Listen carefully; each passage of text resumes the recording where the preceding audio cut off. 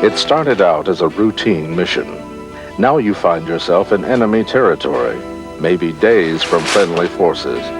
You're not prepared for a long stay in a remote area. Suddenly you have a life and death mission, surviving while you evade hostile forces.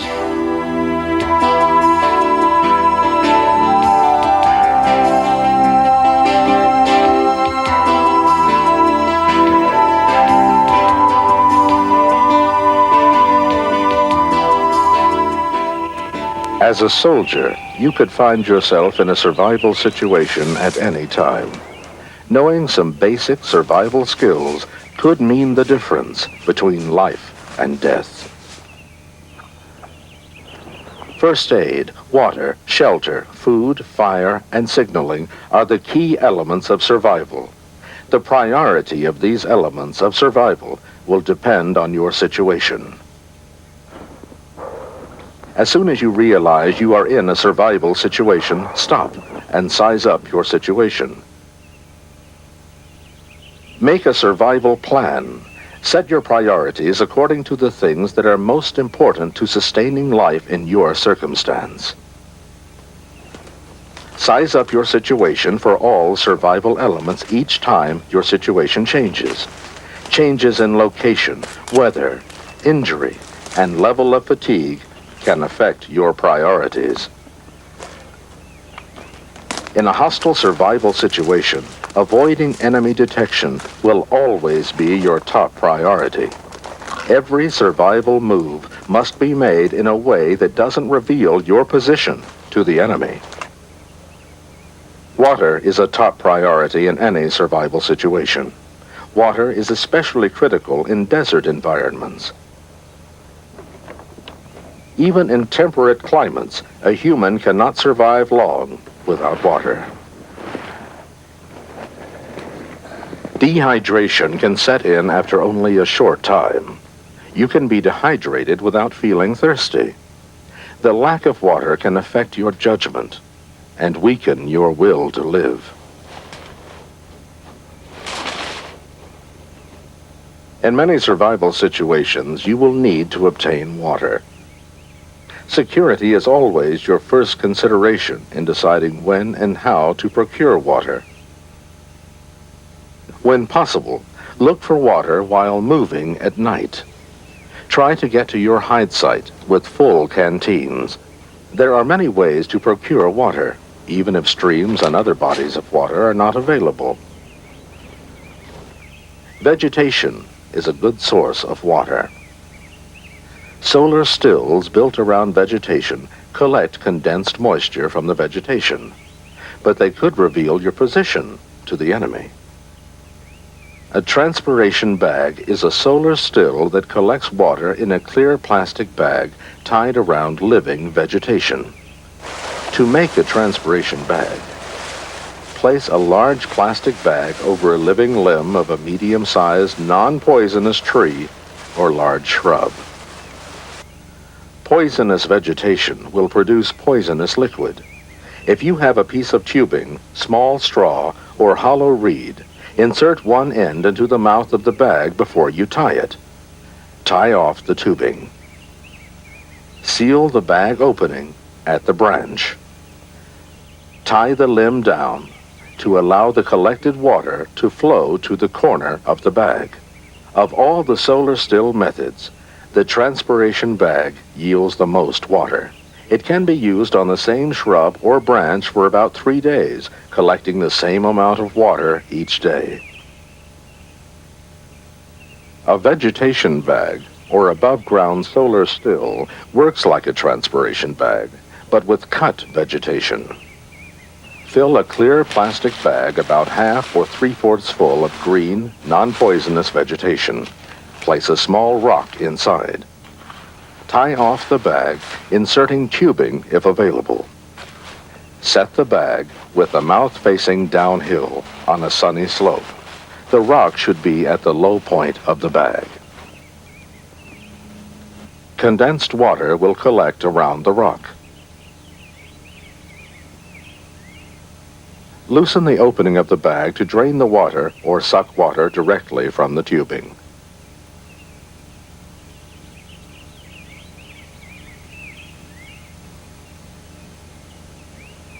A seep hole in a damp area or an area where a stream has dried up will collect water available below the ground surface. Dig a hole in the muddy area deep enough for water to seep in. The hole will fill with water.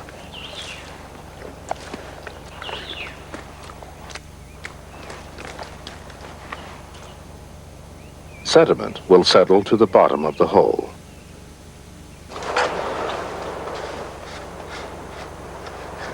Remove the water carefully to avoid mixing the sediment. Dew from the grass can be a source of water. Early morning is a good time to collect water from dew. If security permits, tie rags or a piece of clothing to your ankles and walk through the grass. Wring the moisture from the rags into a container and repeat the process.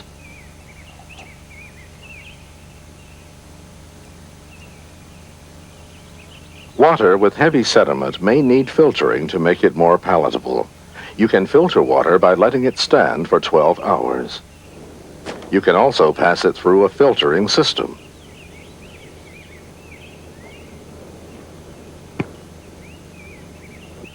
Put several inches of filtering material, such as sand, crushed rock, grass, charcoal, or cloth, into a container, such as a trouser leg or a hollow log. Charcoal will remove foul odors. Pour water into the container and let it filter through into another container. The filtered water should sit for 45 minutes before you drink it. You can locate water by paying attention to your surroundings. Creeks and streams are often found at the bottom of hills. Drainage water collects in low-lying areas. Animals can lead you to water. Birds fly at dawn and dusk. When they fly straight and low, they are looking for water. Animal trails in a V pattern can indicate routes to water. Rainwater collected in clean containers is safe to drink.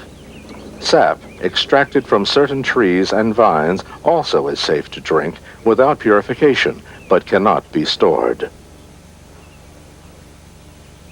Use iodine tablets, iodine drops, or chlorine ampules to purify water.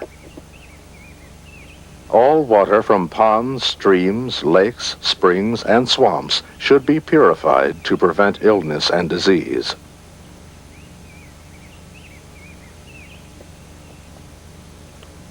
If you don't have purification tablets, boil your water.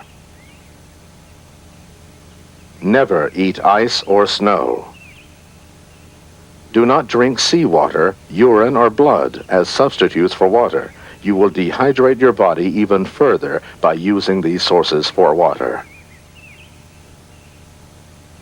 Shelter could be important to your survival. A good shelter could greatly increase your survivability time.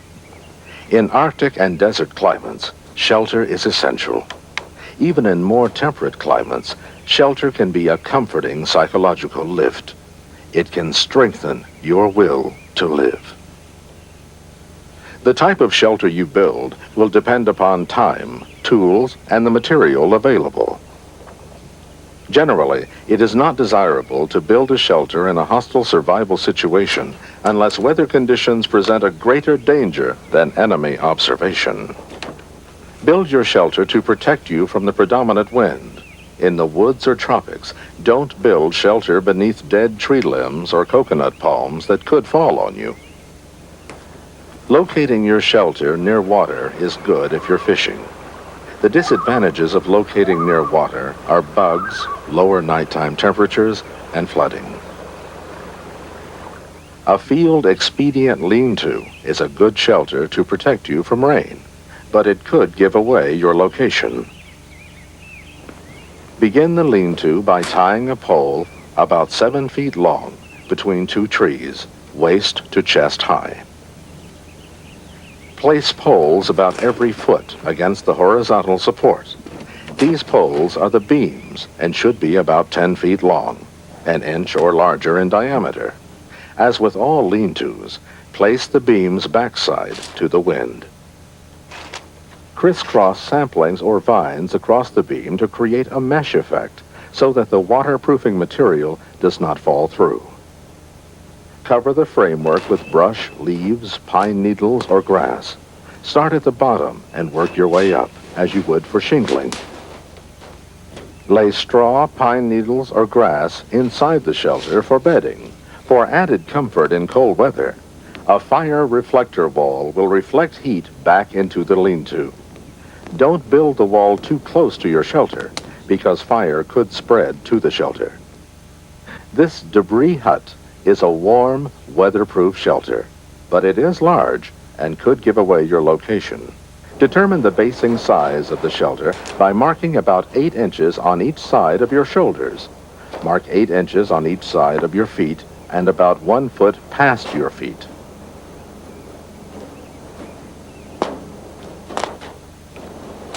Connect all the marks on the ground.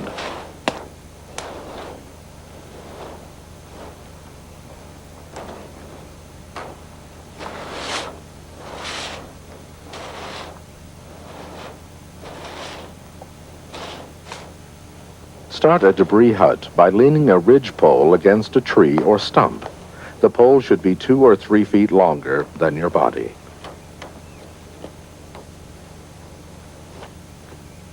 Place sticks, also called ribs, against the ridge pole with the bottom end of the ribs on the lines. Put a layer of brush across the ribs to create a mesh effect so the insulating material does not fall through. Pile leaves, pine needles, or grass until several feet thick. The more insulating material, the warmer the shelter.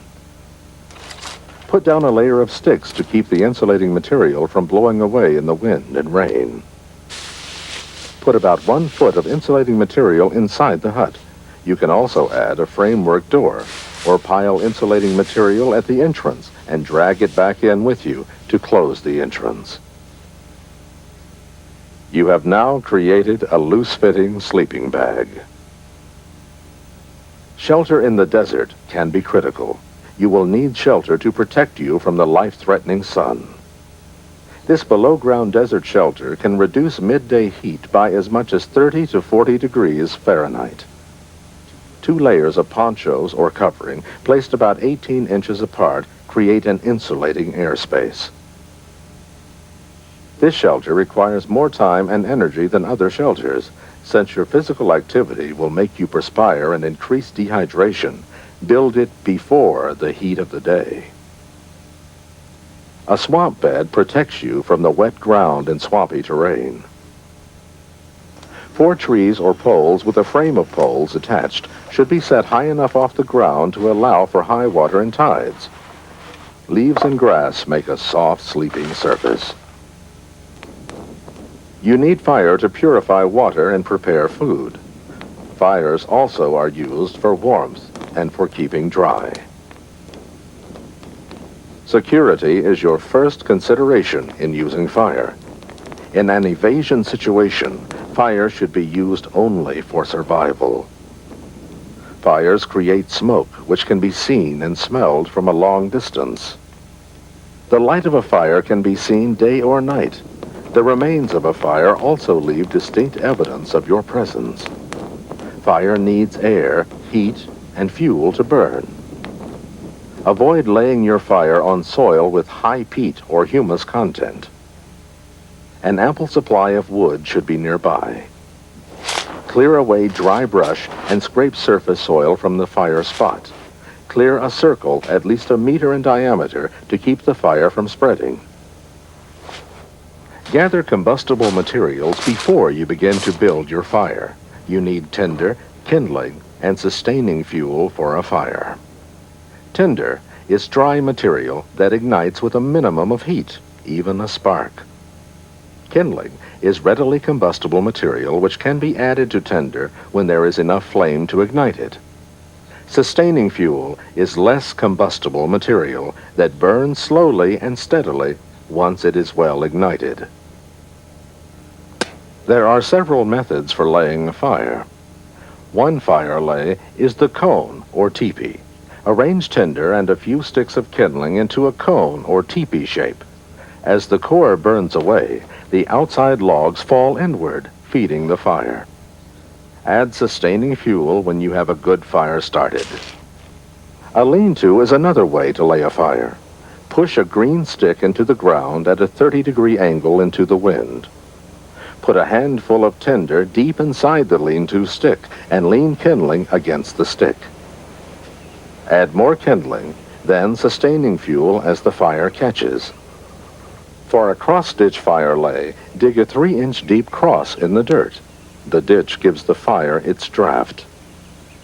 A large wad of tinder and pyramid of kindling in the center of the cross form the heart of the fire.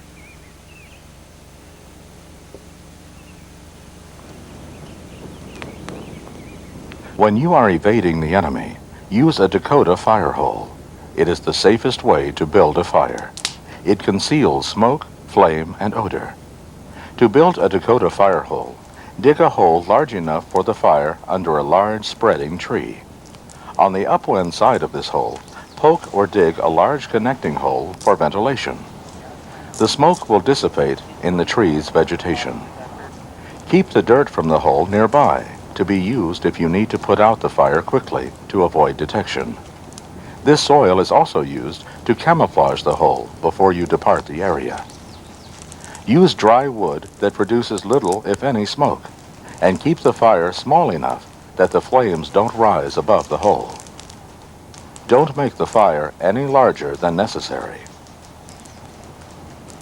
If rocks or logs are available, and if you have time, build a fireplace wall. The wall reduces flying sparks and protects the fire from wind. Be sure to leave enough draft to feed the fire. Also, avoid wet or porous rocks in a firewall. They can explode. You can start a fire without matches. A magnesium fire starter, which is easy to carry in a personal survival kit, ignites tinder quickly. You can start fires with other equipment you might have on your LBE or survival kit. Small strands of steel wool ignite when you connect them to the terminals of 2 radio or flashlight batteries. Gunpowder in the fire lay will act as tinder in igniting a fire.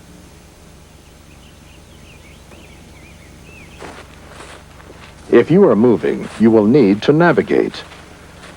Even without a compass and map, you can orient yourself with some simple navigation techniques. When there is enough light to create shadow, shadow tip navigation will show you where north is. Place a stick approximately 3 feet long into the ground where it will cast a shadow. Mark the end of the shadow with another stick or rock. After about 15 minutes, mark the end of the new shadow.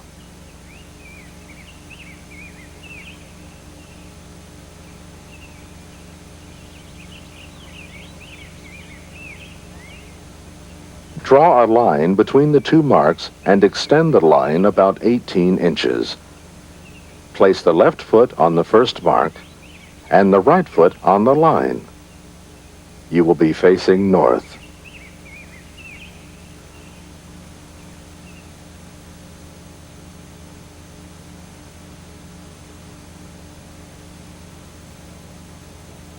A watch with hands can help you navigate. In the northern hemisphere, hold the watch horizontally and point the hour hand at the sun. A thin stick can be used as an aid to line up the watch and sun.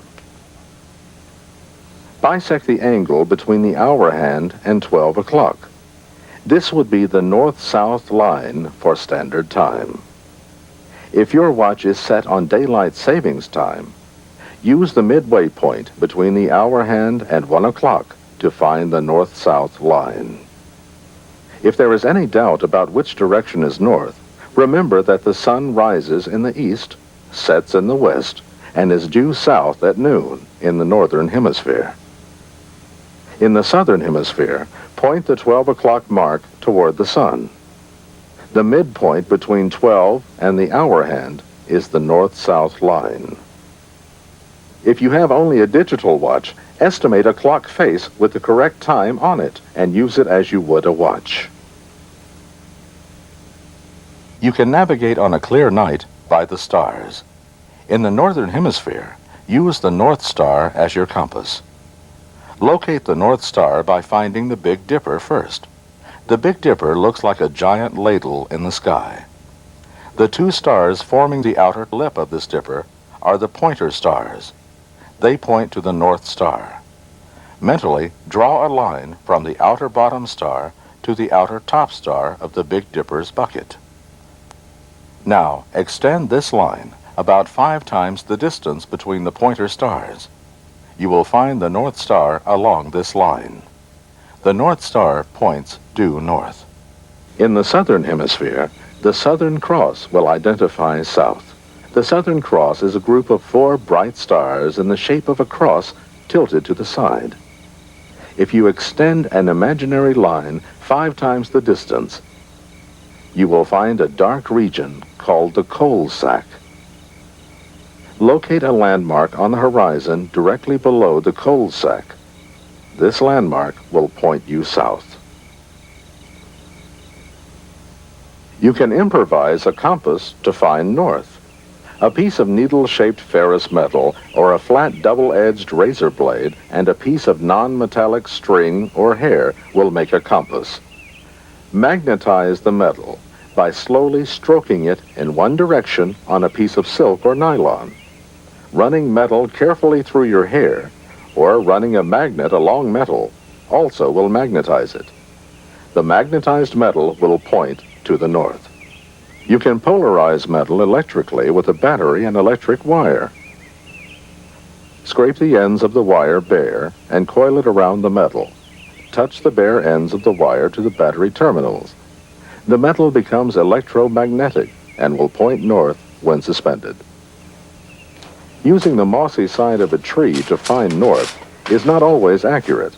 Moss grows completely around some trees.